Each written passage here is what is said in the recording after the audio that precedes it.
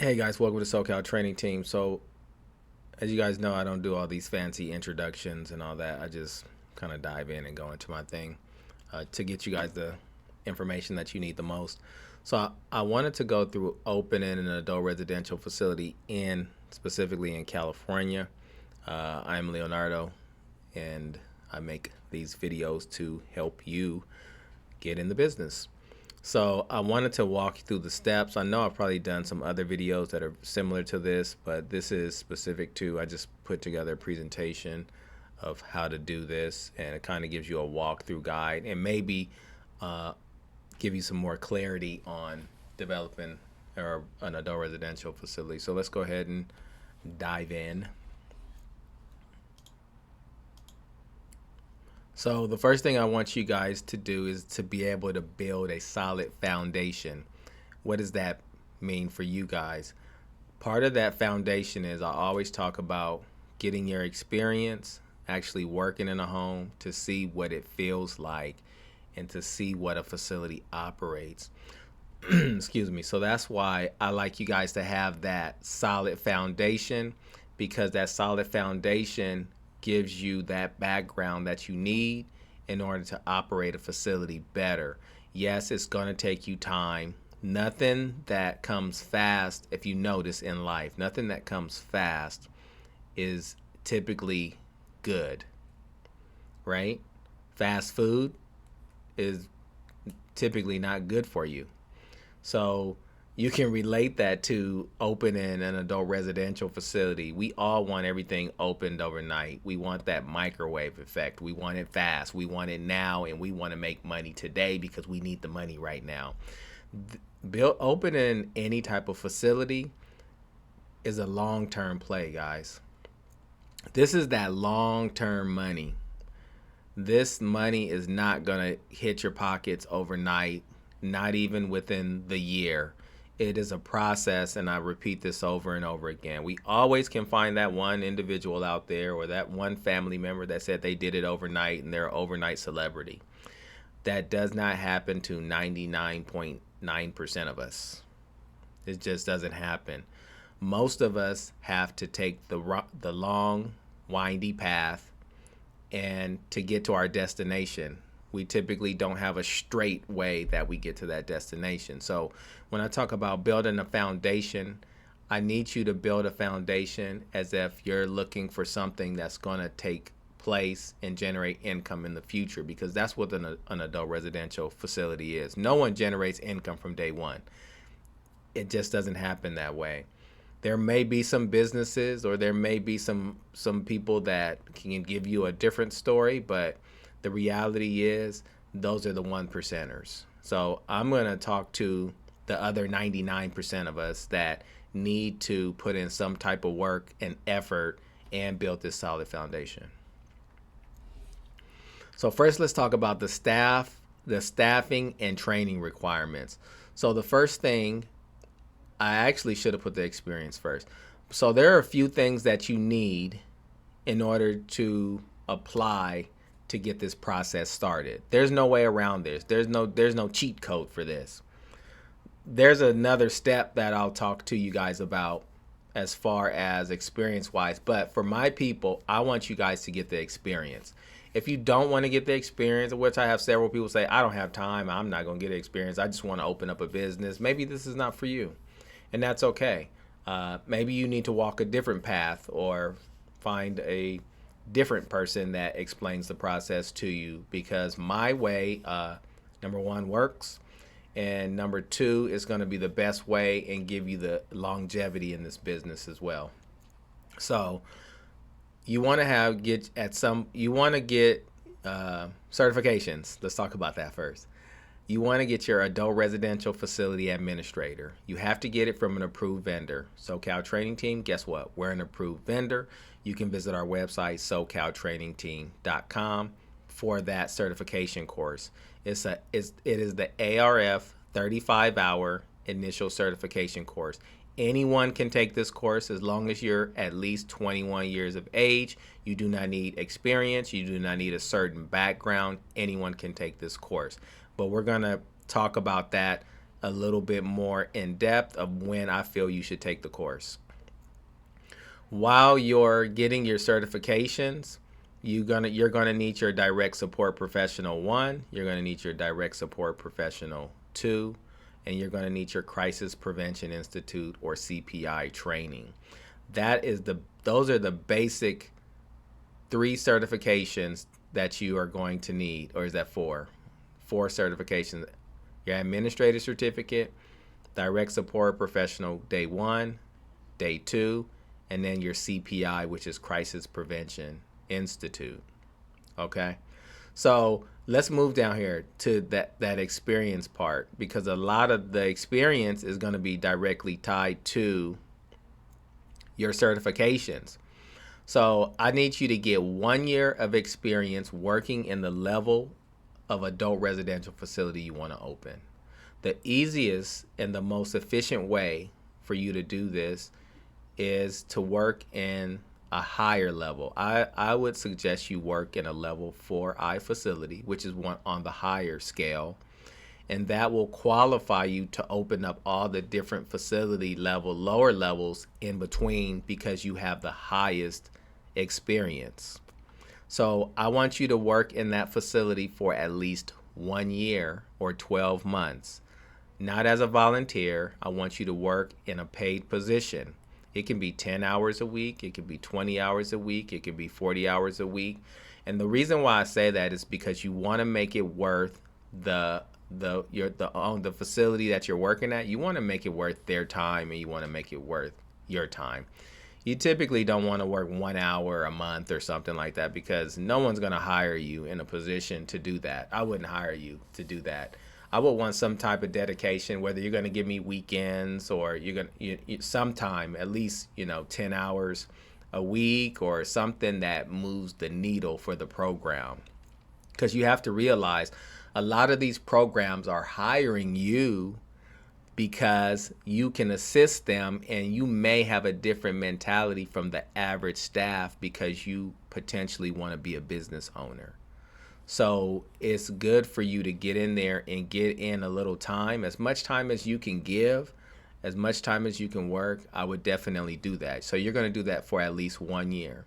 Now here's how that experience ties to those certifications. So those certifications, while you're working on your 1 year experience, you're going to also work on those certifications, because in order for you to be a staff in an adult residential facility, you have to get direct support professional training day 1, and you have to do day 2. Working in an adult residential facility qualifies you for that class, and it's a free class, and they offer it to homes that are vendored with the regional center. So that's very important. Another part of that is for you to work in an adult residential facility that is a level 4I, you have to be CPI trained. For the most part, it's CPI. There are some entities, or regional centers, I should say, that take PROACT, which is also a very similar training, just with some different concepts. So for the most part, you would need one of those trainings. CPI seems to be the most popular of the 2 trainings. I'm not saying that PROACT is not popular, but CPI seems to be the requirement that a lot of some of the regional centers will accept. I have seen regional centers that will take PROACT as well. So it depends on the facility you're at. So the experience, 1 year. During that 1 year, you're going to get your direct support professional training, part 1 and part 2. You're going to get your crisis prevention or CPI training as well. Once you hit at least 6 to 7 months of experience, I want you then to take this adult residential facility administrator class, the 35-hour class. I want you to take that class. Why? Because it's going to make, number one, if you take it now without zero experience, it's not going to make sense to you. It's just going to be you taking a class, memorizing information for the test, and then passing the test, and then forgetting about all the information that you learn that's going to be relevant to the facility that you at some point want to run for yourself. So once you're about 6 to 7 months in, you want to take the Adult Residential Facility Administrator class, the initial certification. Once again, you can take it through us. We are a vendor.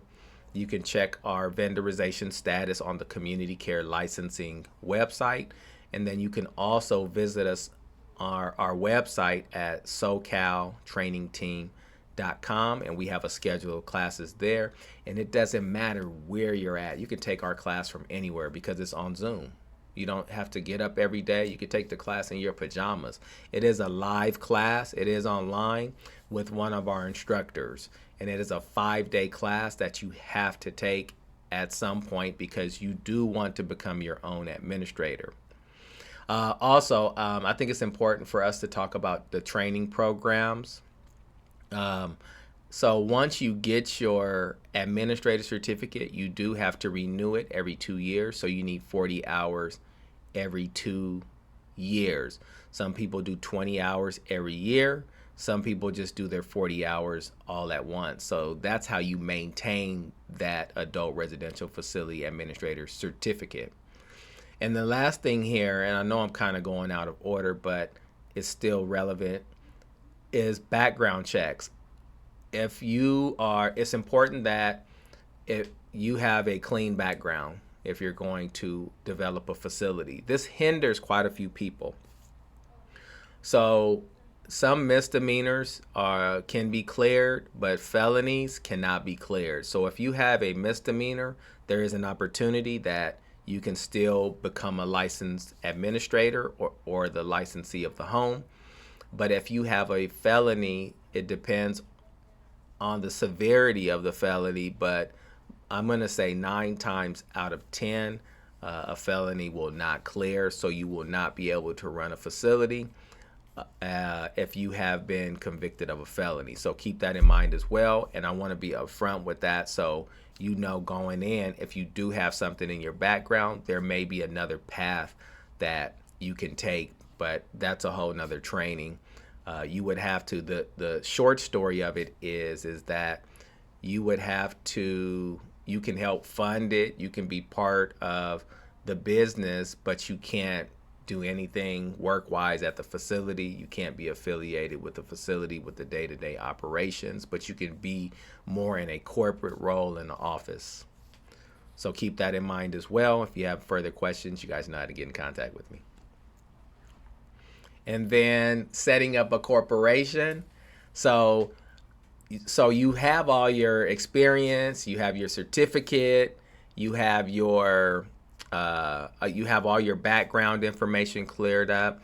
You want to set up some type of corporation. I'm not going to instruct you on which type of corporation that you should set up. I'm not a professional in that area of expertise. I have someone that does that for us as far as what type of corporation. I do know how to set up a corporation. If you need a corporation set up, you can go to our website under top taskbar. I'll walk you guys through it. But corporations aren't really difficult to set up. But what's important is the type of corporation you set up depends on your financial situation. And so that's what you have to determine, what structure works best for you. And it's going to be based on how much income you're generating currently or how much income you plan to generate later on. So those things are important. But the purpose of this is that you need to set up some type of corporation because it does protect you. All right, understanding the regulatory landscape. So throughout this process, as you're getting your experience and you're learning, you need to familiarize yourself with Title 22 regulations. Title 22 regulations governs the facilities, the business that we're in, this adult residential facility. It governs more, but specifically for the purpose of this training, it governs adult residential facilities. There are 2 sections that you need to be familiar with.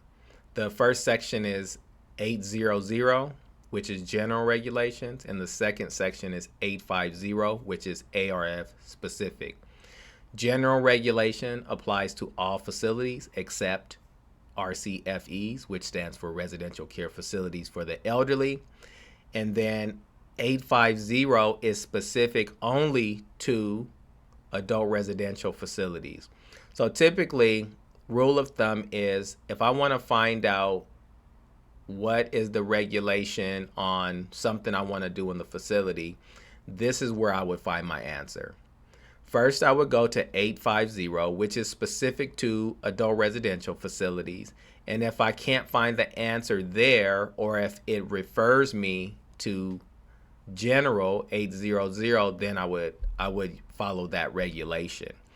Anything or any issue that arises, that comes up, and you need to know how to solve it or what is the rule on it, this is where you will find your answer.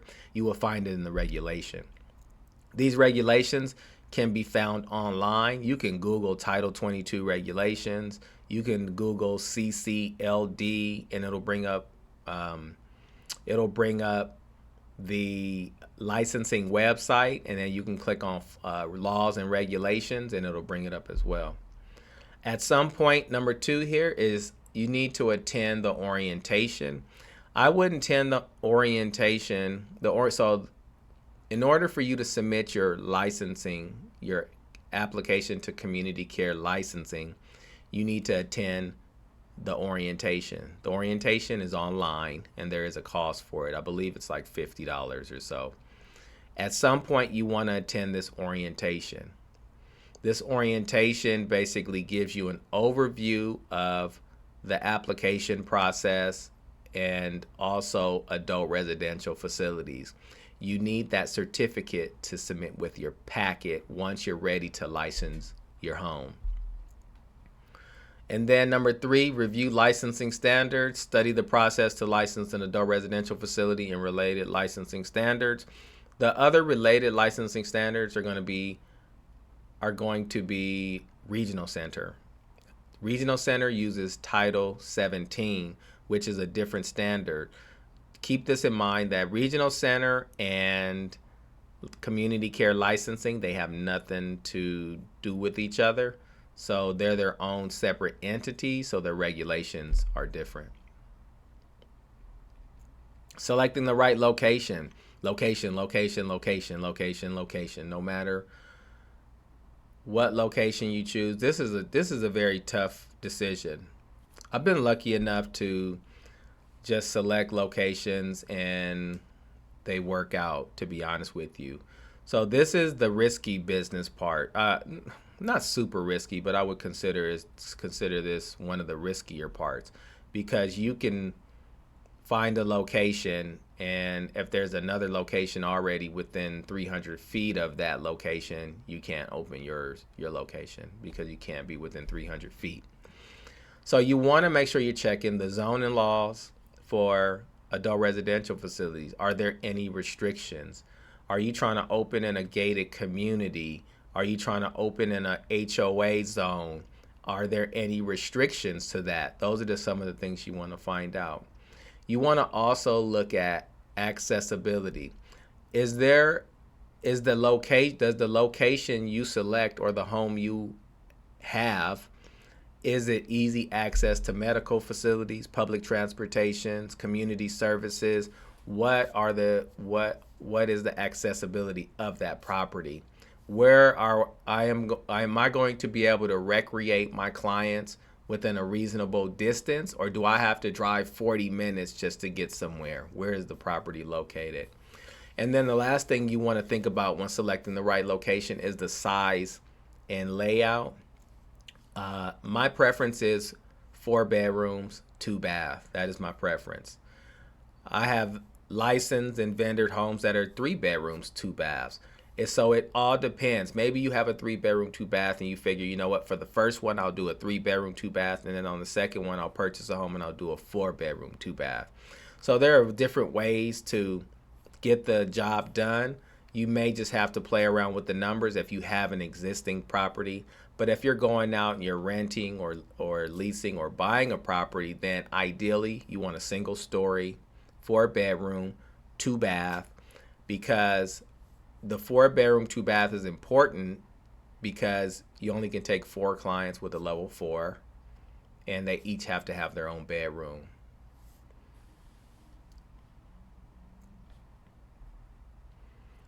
Facility design and construction. If you have any construction to do on the property, that needs to be done prior to you submitting your licensing application. You want to get all that stuff out of the way.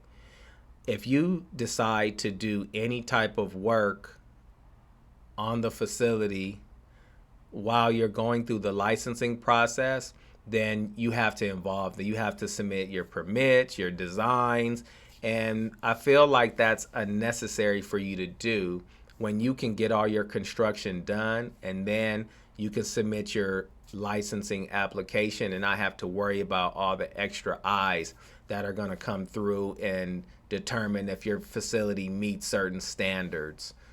So you just want to, as far as facility design, my thing is make sure all this is done before you submit your application. If you're working with me on a project, I'm going to tell you, hey, we're not submitting an application until the construction is done and it's finalized. Licensing and certification process. So now we're going to get into, so we built this training has built that basic foundation for you guys, right? The foundation was experience, certifications, training, right? Property, construction, etc. So we're building a foundation just alone here in this training. So now we've built that initial foundation. Now let's start going through the licensing and certification process. So what we want to do is you meet all those requirements because you got all your ducks in order, your experience, your certifications. So we're ready to license your home. You have the property. So the licensing application, the first part of that application is Part A. Part A is basically an application. If you look at some of my previous videos, I literally walk you through how to fill out each form for that Part A. If you need more assistance, yes, you can sit with me for a fee and I will help you go through those applications as well. The Part B of this, the Part B is the program description. This is basically your plan, how you're going to operate your facility, how you're going to run your day-to-day operations. That's your Plan B. If you visit our website, SoCalTrainingTeam.com, I actually put together a whole entire training. It's probably like maybe 2 or 3 hours of information that if you want to complete application Part A and application Part B on your own, you can do so by going through the online training that I have created, and that you can find that on our website as well. So after you successfully complete Part A and Part B, and it's approved by Community Care Licensing, what's next is a pre-licensing visit, or I should say, it's actually an interview. So what they'll do is they'll call you and they interview you on the phone. They're going to ask you questions in regard to your application, Part A and Part B. So if you know that information, you'll be fine. If you don't know it, you're in trouble. So the first part of that pre-licensing visit is the interview.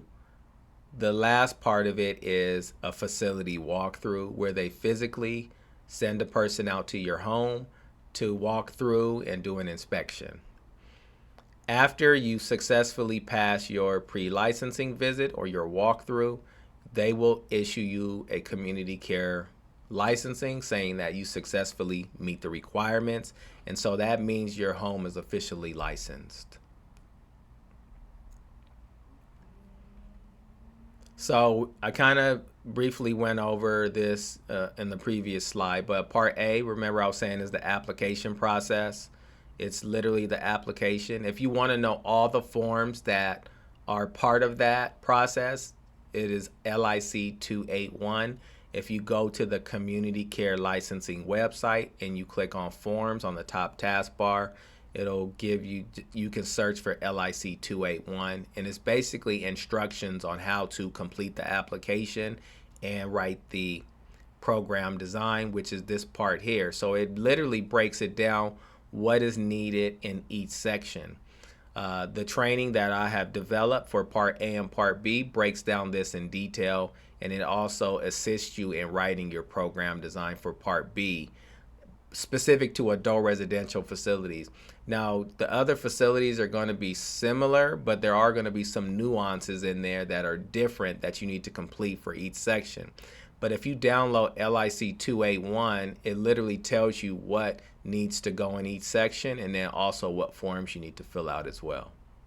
So part B is basically your operations, and you're basically putting it on paper. So we went through the process of the community care licensing portion. The home is licensed. Now we want to vendorize the home, vendorization with the regional center. The vendorization for each regional center is going to be different in a sense. And so it'll have some differences and then some similarities, because each regional center kind of reviews and or they have different standards that they may want you to meet. So what does vendorization mean? Vendorization means you go through an application process with the regional center to become vendorized for a certain service level. And so vendorization is a number that they issue you, and that's it determines, not determines, but that number is a set number or vendorization number that tells them that you provide this level of care and that you get paid this amount of money every single month.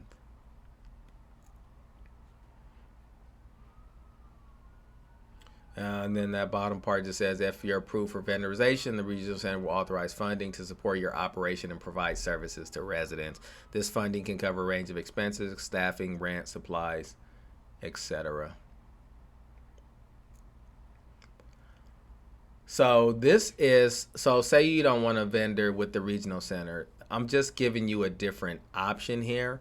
This is something you would have to do your research on with the Department of Healthcare Services. So they have a program called the Assisted Living Waiver Program.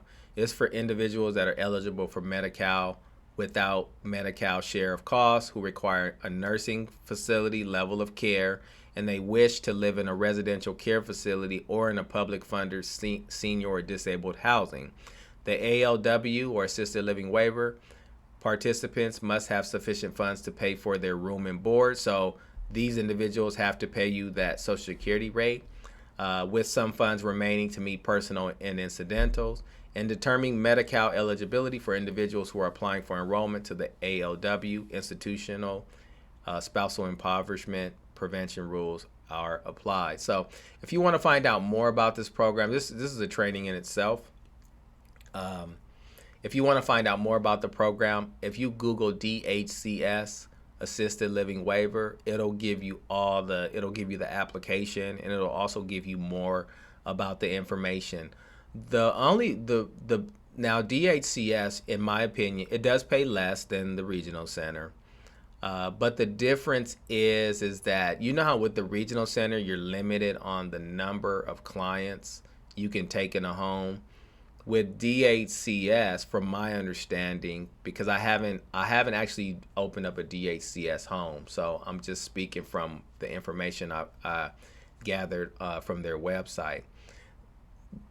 But what I'm getting at is they don't restrict you to a number. If you want to license your house for 6, which I wouldn't license a single family home in a community for no more than 6, but you can take 6 DHCS clients, from my understanding, and you can do 2 to a room.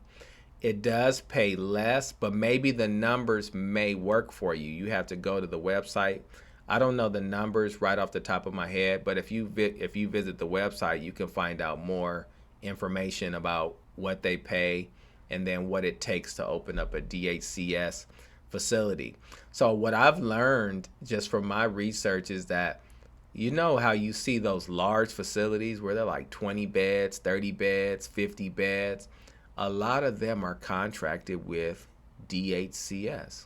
And it makes sense because they have so many beds, and the regional center is not going to place 50 clients in those beds. So where else would you get those clients from, and who doesn't have any any real requirements for the numbers of beds, but DHCS, you can actually go there and they'll give you those numbers. So something to think about. Like I said, I'm not an expert on the DHCS program, but I found it very interesting. I am going to start working on a few projects in opening homes so I can become well versed at it. But it's just something for you guys to think about.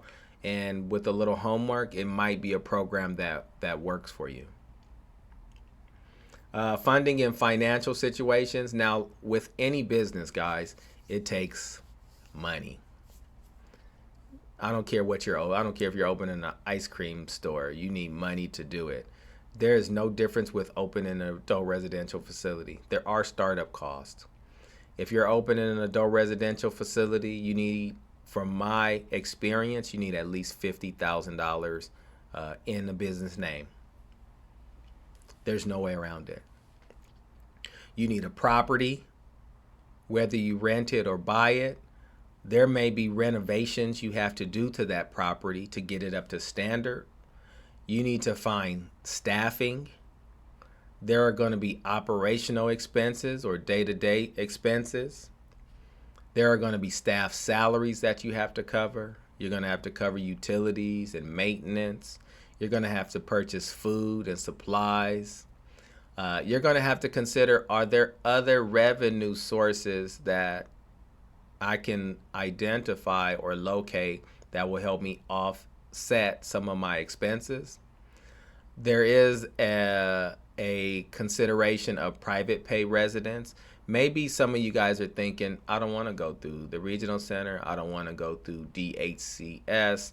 I don't want to go through the veterans. I want to just go out and I want to find my own clients and I want to charge them whatever the average cost of board and care is in my city. So that's an opportunity as well. We kind of talked about this DHCS residents, and then we also talked about regional center funding as well. But for this slide, guys, I really want you guys to focus on the startup cost. This is not a low entry business that you're getting into. This is actually one of the higher end businesses as far as financially. So it's not going to be for everyone. It is going to be for those that have a little income to spare in order to develop the facility. Marketing and community outreach. So when you open your facility, a lot of people come to me and they say, Leonardo, I'm having a hard time finding clients, or maybe the regional center is not sending me enough packets. Maybe you're turning down packets because you don't like the way they read, etc. So number one, what's your online presence? I don't see a lot of facilities that create websites. I'm not sure why, but this is definitely one way to outreach to the community to let them know you're there. Networking, a lot of people network in this business.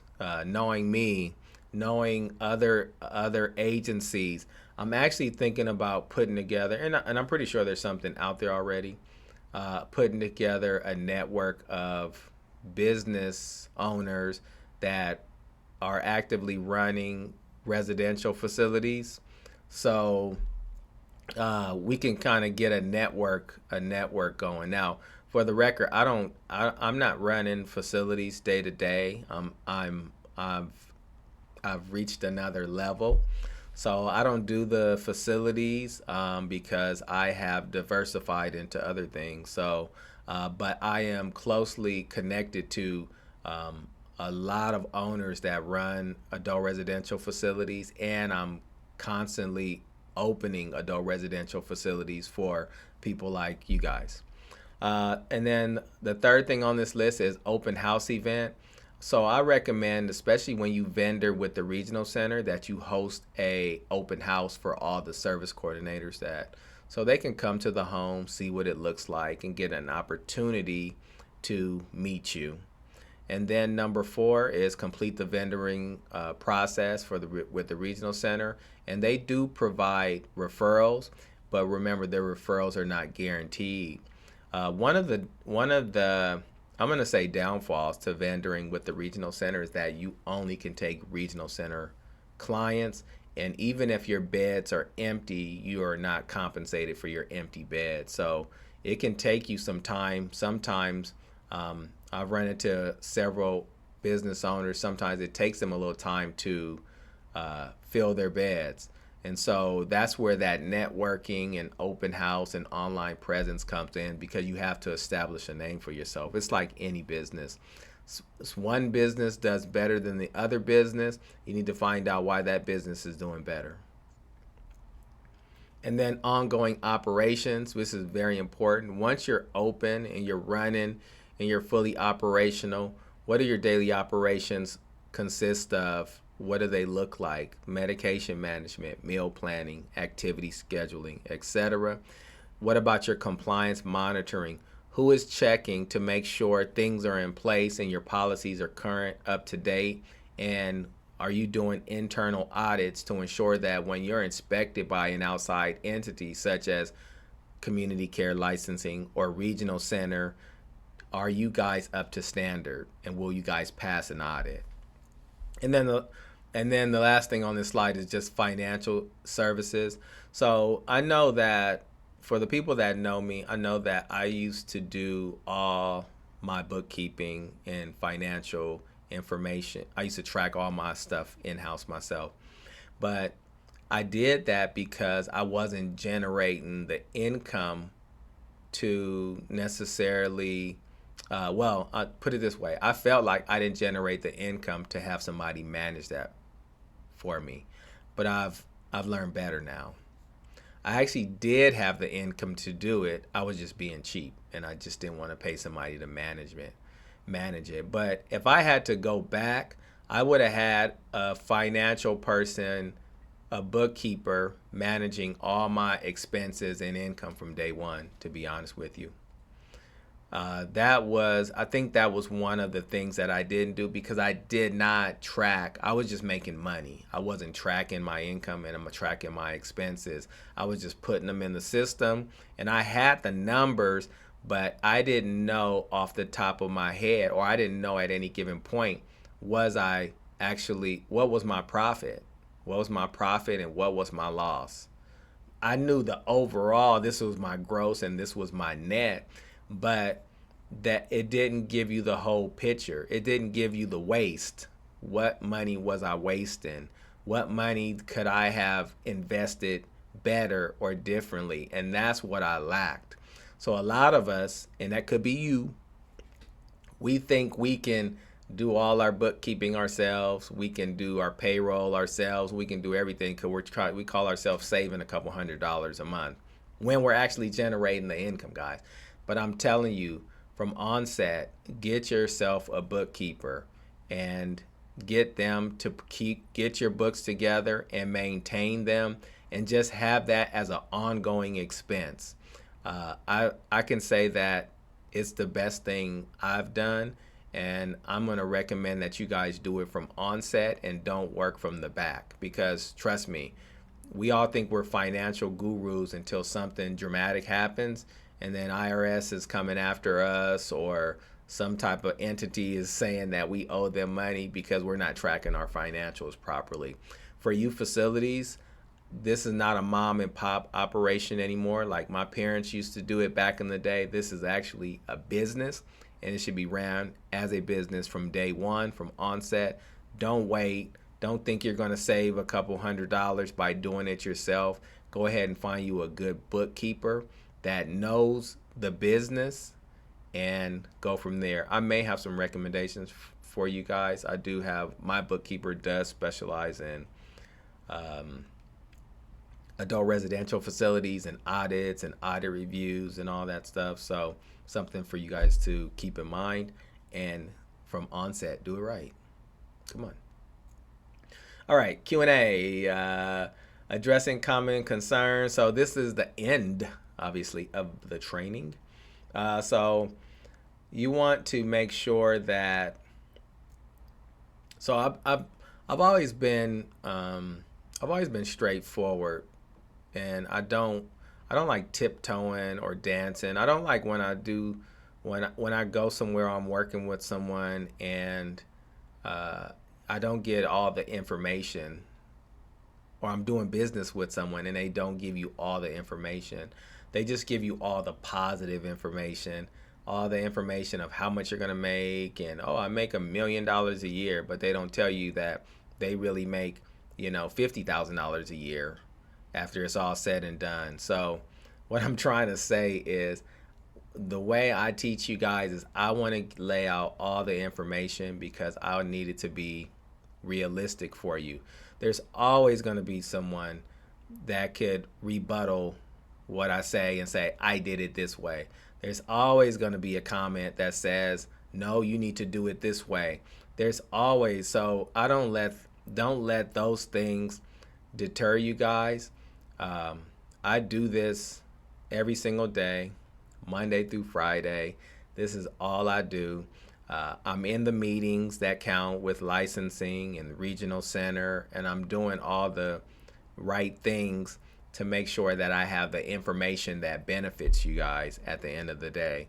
So I know we all have that cousin, niece, nephew, best friend that said they opened a facility in 10 days and they making $1 million a month and they driving a Bentley, and we get caught up in all the shiny things, and it's not necessarily the reality because in their bank account they may be negative $100. So don't let the shiny things capture your eye. um, you can definitely make money in this business by providing a great service to the population that needs to be served with the adult residential facility population. But remember, the ultimate goal is for you to provide the service and not for you to necessarily get rich from the service. So keep that in mind. Like I said, there is money to be made. I don't feel that you should go in with the notion of looking at the numbers and saying, how much money can I make by doing this? To be honest with you, my success really, it doesn't come from how much can I make with the numbers. That's never been my end game. My end game is always provide the service above and beyond, do what you have to do, and every time, guys, the money follows. I don't look at the numbers to say, am I going to make $5 million a year? I don't look at that. I just start providing the service, and my service is so good. Things seem to, you guys know what I'm getting at. The floodgates open every single time consistently, and that's the way I've always ran my business. That's the way I run my training and every other business that I'm involved with. I look at how can I help you, how much can I help you, and then let everything else kind of fall in place, and it works that way every time. If you're looking for that money aspect of it and you want it from onset, from day one, you're not going to be successful in this business because that's just not how it works. But I just wanted to give you guys a little wisdom right there. But if you want to get in contact with us, that is our number on the screen there, that 909 number. And then that's our website, SoCalTrainingTeam.com. You're going to have a hard time if you think you're going to call the office and talk to me directly, but someone will always answer the phone. But you can also email us as well. I do give you guys my email. My email is the L Singleton, so LSINGLETON at SoCalTrainingTeam.com. That's my direct email, so you can email me. If you have questions or if you want to set up a consult, you can visit the website as well. I do charge for consults. Every once in a while, I do them for free from time to time on live, YouTube Live.